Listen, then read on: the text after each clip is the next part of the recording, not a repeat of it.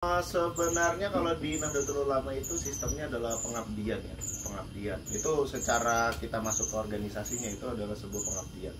Akan tetapi kalau misalnya kita di sini kan adalah sebuah bisnis, Ada itu hitung-hitungannya, ada hitung-hitungan bisnisnya yang sehingga menjadi keuntungan kita lah untuk duit-duit jajan, duit-duit rokok, duit bensin. Alhamdulillah itu udah tercukupi sampai ya alhamdulillah pokoknya lah.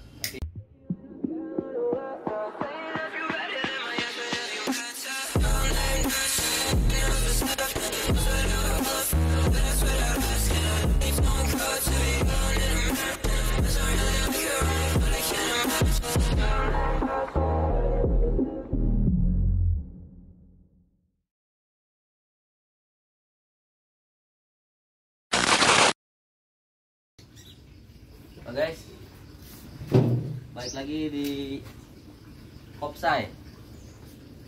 Apa tuh? Apa tuh? Kopsai. Kopi santai. Kopi santai. Sore Dulu. Asik. Yes. Gimana apa kan? Hai guys, hari ini kita kedatangan tamu yaitu Haikal Atar. Dadah dulu. Perkenalan kali ya. Dadah dulu. Silakan perkenalkan. Nama gua Haikal Atar ya. Nggak pakai Agusti. Enggak pakai. Kalau Agustus itu adik kelas gua. Adik kelas gua udah beda lagi, fisiknya juga udah beda. Kan kalau gua beratnya udah 80 ke atas, dia mungkin 70 tuh. Itu ngebedain Haikal kan. Haikal. Gua alhamdulillah baru sarjana kemarin, jadi udah lulus sekolah, tinggal nggak tahu nih mau kemana. Congrats, kita kasih congrats dulu buat. Ya kan, Dan lu lahir tahun berapa kan? nih, ini fun fact banget ya. Banyak banget orang yang nggak percaya kalau gue tuh punya tanggal cantik. Tanggal cantik 1 Januari 2001. 01. Jadi semua warga Indonesia itu merayakan. Nah, rayakan. Bedanya kalau orang-orang ngerayain ulang tahun Indonesia, dia ngerayainnya sendiri. Di rumah. Orang lain ngerayain yang mana? Gue ngerayain sendiri. 2001 berarti 2001. Lalu masih muda tuh berarti. Iya, gue masih 22 tahun ya. Masih 22 tahun guys. 22 guys. Ya, masih 22 tahun. Ketiga sugar daddy guys. Belum lah, kalau daddy itu kan berarti ayah ya. Ayah itu kan seorang yang udah punya keluarga. Belum, berarti lu belum. Belum, badannya doang. Akan dong. Amin, doain guys. Doain guys. Dia lagi cari juga yang mau diajak nikah katanya guys. Waduh, nikah guys. Wow, nikah.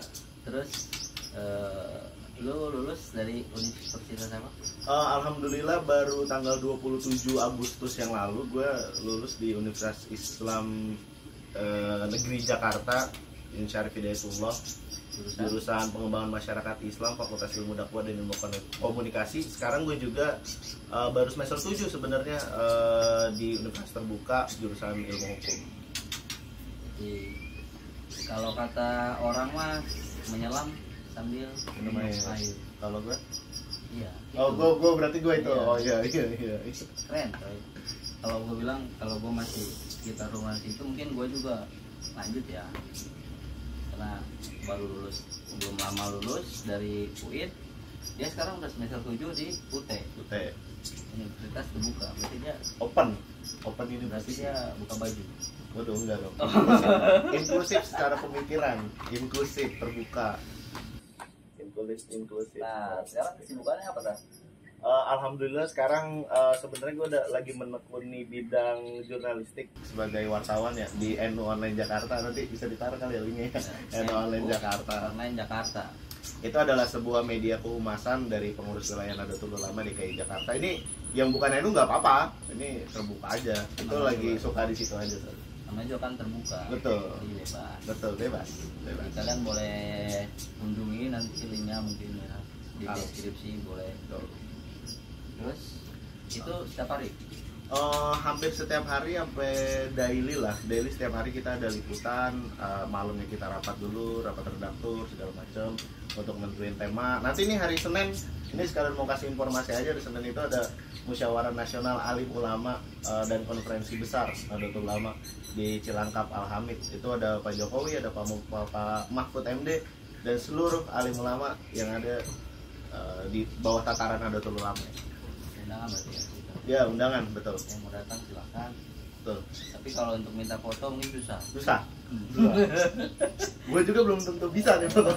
Gue juga belum tentu bisa nih. Maksudnya orang mau foto malu. Oh, foto, aduh nggak ada yang menarik nih dari gue. Itu udah berapa lama berarti? Hampir 1 tahun, udah 1 tahun setengah. Udah 1 tahun setengah. Dulu sih awal-awal pas lagi pertama kali nulis, ya namanya orang nulis itu kan berpikir ya. Artinya diruntut dulu, pas lagi awal nulis mau jelek banget. Sampai sekarang sih jelek. Sekarang jelek, aduh. Makar nih guys. Terus gini, apa namanya? Itu suka rela apa dapat uang fee gitu? Sebenarnya kalau di Nahdlatul Ulama itu sistemnya adalah pengabdian ya, pengabdian. Itu secara kita masuk ke organisasinya itu adalah sebuah pengabdian. Akan tetapi kalau misalnya kita di sini kan adalah sebuah bisnis, Ada hitung-hitungannya, ada hitung-hitungan bisnisnya yang sehingga menjadi keuntungan kita lah untuk duit-duit jajan, duit-duit rokok, duit bensin. Alhamdulillah itu udah tercukupi sampai ya alhamdulillah pokoknya lah. Tapi kalau Atar mah nggak usah dapat duit rokok juga udah uangnya udah banyak guys. Alhamdulillah, amin ya Allah. Motornya aja ada 5 ya. Astagfirullah, iya, aduh, dihisap nanti. Mulai sepil. Kalau misalnya motor, gue sebenarnya nggak terlalu hobi ya. Ini fun fact banget nih. Jadi teman-teman gue itu kenalnya bahwasanya wah Haikal Atar, Haikal Vespa nih. Sebuah apa ya, tanggung jawab yang cukup besar juga nih di beban gitu. Ada Vespanya, padahal ini fun fact ya, Vespa itu gue nggak terlalu suka. Jujur aja gue nggak terlalu suka. Ini beli kan bokap, yang beli bokap tuh. Dua-duanya bokap. Ada Vespa 2, Vespa Excellent 2 sama Vespa Primavera tahun 2018, Vespa Matic sama Vespa Kopling. Dan gue sehari-hari sih pakai Saber, ada Beat, ada Zip, ada Win. Banyak kan guys? Nanti orang kalau kalian mau main aja, mau foto sama Vespanya boleh. Banyak sekarang yang punya Vespa, males gua. Vespa mahal Ya. Apalagi yang Vespa 2 Excel itu mahal. Di angka di atas 10 lah. Di atas 10. Terus tadi kita nanya mungkin agak lebih dalam. Lu kan otomatis bisa kayak kuliah di UIN, terus sekarang lu semester 7 di UT.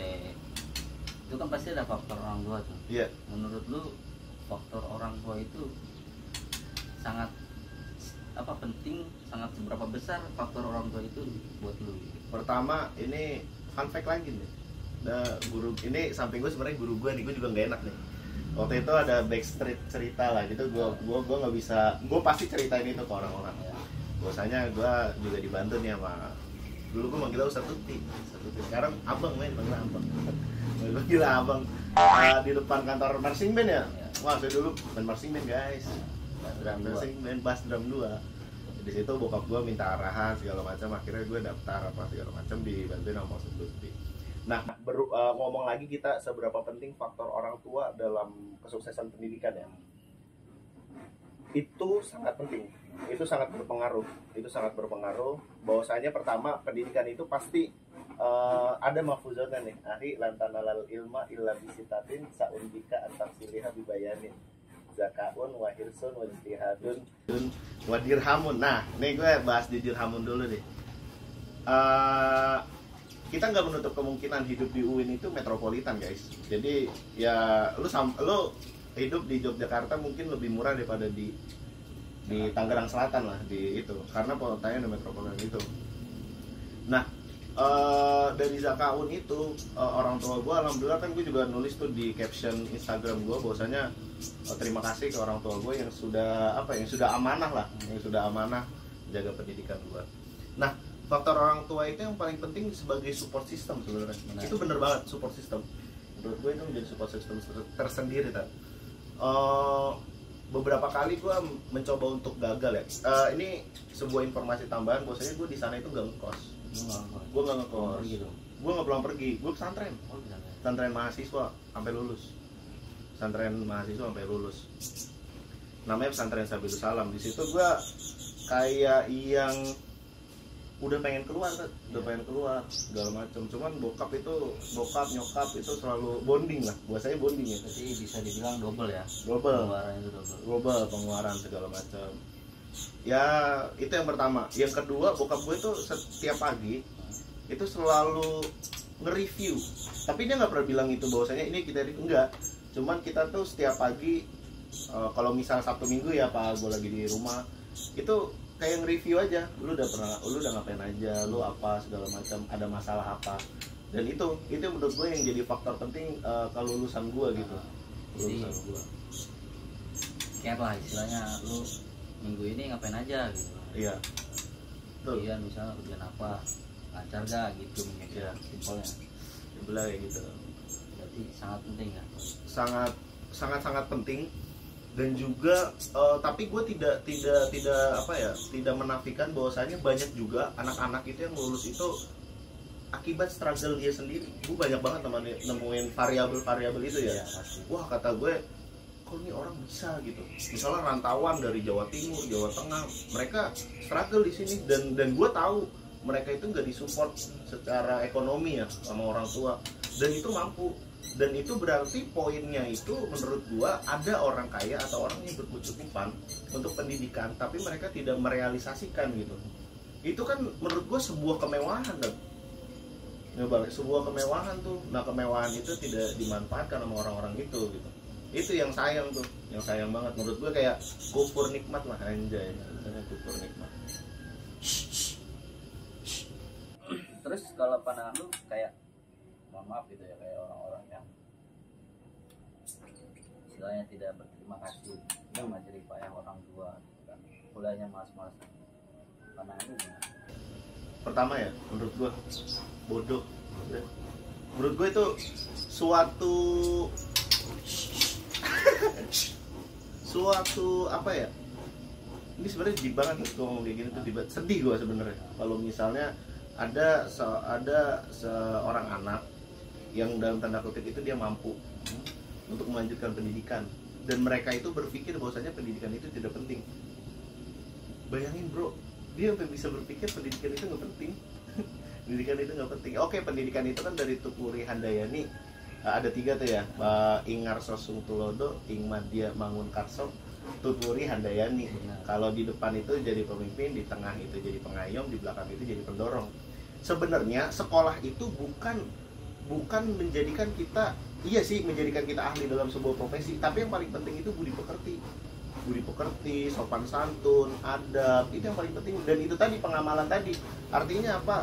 Ketika dia di depan jadi pemimpin, dia paham bahwasanya dia orang bisa menjadi organisatoris, di tengah dia bisa menjadi tokoh, di belakang dia bisa menjadi penggerak. Itu sebenarnya faktor terpenting daripada ya itu tadi, pendidikan tadi gitu. Pendidikan tadi. Lulus IP berapa? IP alhamdulillah kamlet guys, 3,7. Pas. Kalau gue pribadi emang pendidikan ya mau lu nyampe SMP SMA nggak apa-apa, penting lu harus isi. Terus kalau gue nggak menyalahkan orang yang istilahnya semester 2 semester 3 pindah, coba pengen aja, karena kan yang gue bilang pendidikan itu tidak bisa dipaksakan. Kalau kita sudah tidak bisa, ya udah mau lanjut gimana.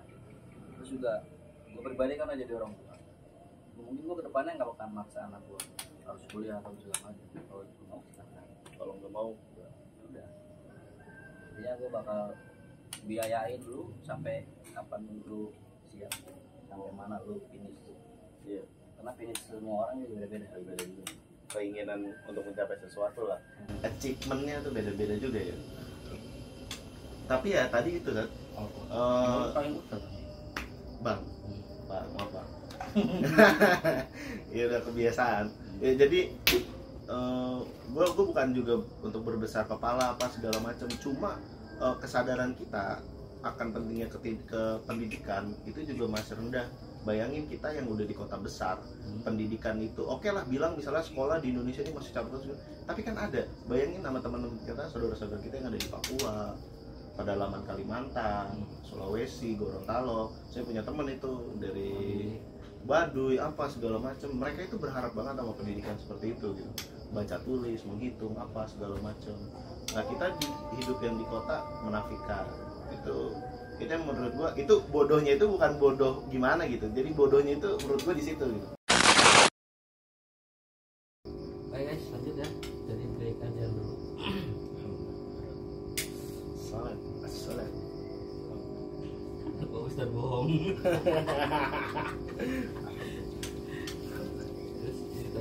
Terus suka bola nggak? Gue suka bola itu sebagai penonton, tapi gue nggak terlalu suka main.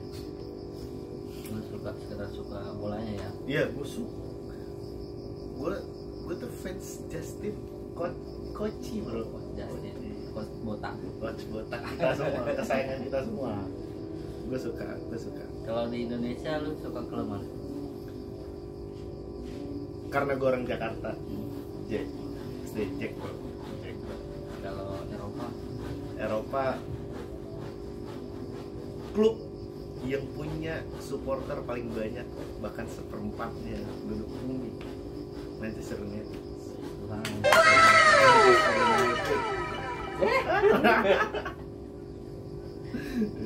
Manchester United. Itu Manchester United kenapa beli Mohon sebenarnya? Karena bukan kekurangan midfielder, apa sih bahasanya tuh? Dia pemain tengah lah, kreator. Mid player, pemain tengah, pemain kreator. Tapi MU ini menurut gue kekurangan kreator karena kan dia itu mau beli Højlund, akhirnya dia harus memastikan bahwasanya Højlund ini dapat umpan-umpan manis nih dari Mon gitu, dari seseorang. Nah, dipilihlah Mason. Tapi mohon maaf ya, kemarin itu kalah.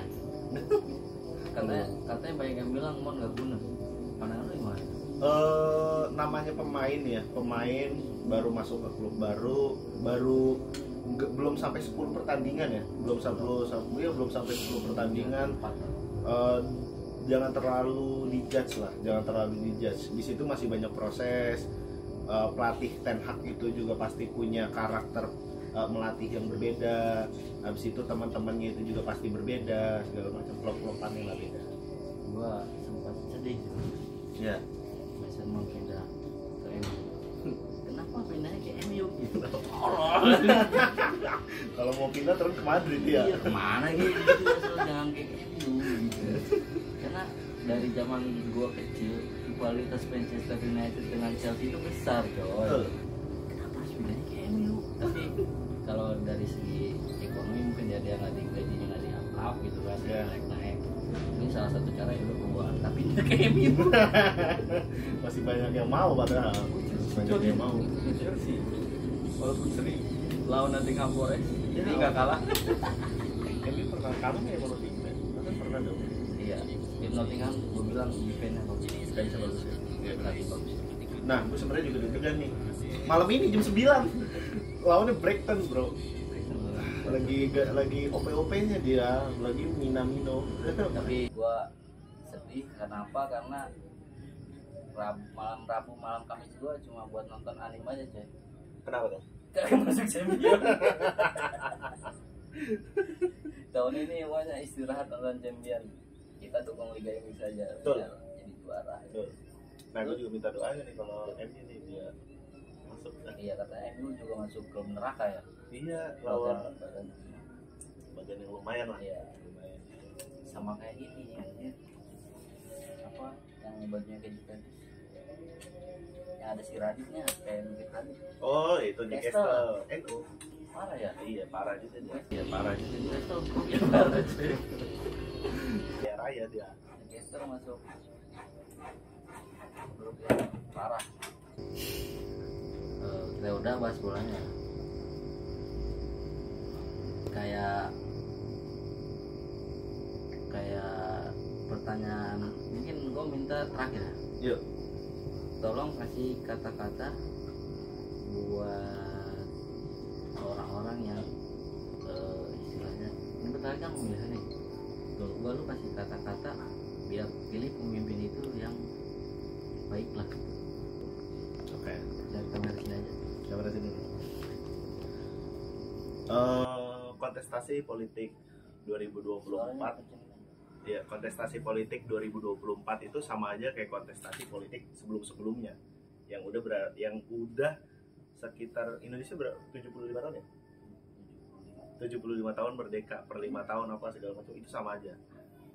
Tentukan pilihan teman-teman semua itu berdasarkan hati teman-teman semua. Hati teman-teman semua. Habis itu teman-teman semua sekarang kan kita zaman medsos, kita juga bisa telusuri daripada medsos. Dan yang paling penting di politik itu jangan baperan. Itu paling penting itu, jangan baperan, karena kalau misalnya kita di politik udah baperan, udah gampang menyinggung orang apa segala macam. Toh misalnya nih zaman Pak Jokowi 10 tahun. Kehidupan gini aja. Kita masih nyari kerja apa segala macam walaupun infrastruktur dibangun apa segala macam. Ya menurut gue kayak gitu aja sih. Intinya kita dewasa lagi berpolitik, jangan ada adu domba, jangan ada perpecahan apa segala macam. Karena pengalaman yang dulu-dulu itu sangat pahit. Kalau misalnya kita dari segi politik itu stabil, ini beneran nih dari segi politik itu stabil, ekonomi pun itu akan stabil, pendidikan itu akan maju, infrastruktur juga banyak yang terbangun. Itu kalau misalnya bagi-bagi kursinya bagus lah, kayak gitu aja. Buat pemilih muda semua, tentuin aja pilihannya berdasarkan referensi yang teman-teman suka gitu, bukan karena ikut-ikutan gitu. Hasil research dulu aja. Misalnya sekarang ada 3 nih kandidat, Ganjar, Anies, Pak Anies, sama Pak Prabowo. Search aja Ganjar itu orang kayak gimana, kasusnya itu apa aja, kurangnya itu di mana. Nah dibandingin lagi nih sama Pak Anies. Pak Anies ini gini-gini segala macam, kurangnya di sini segala macam. Bandingin lagi sama Pak Prabowo segala macam gini. Pasti tiga-tiganya ini menurut gue adalah putaran terbaik ya. Putaran terbaik yang dicalonkan lah, menang politik apa segala macam. Tapi itu untuk pemilih muda ya lebih selektif lagi lah, karena untuk kemajuan bangsa. Itu guys. Terus lo pilih mana?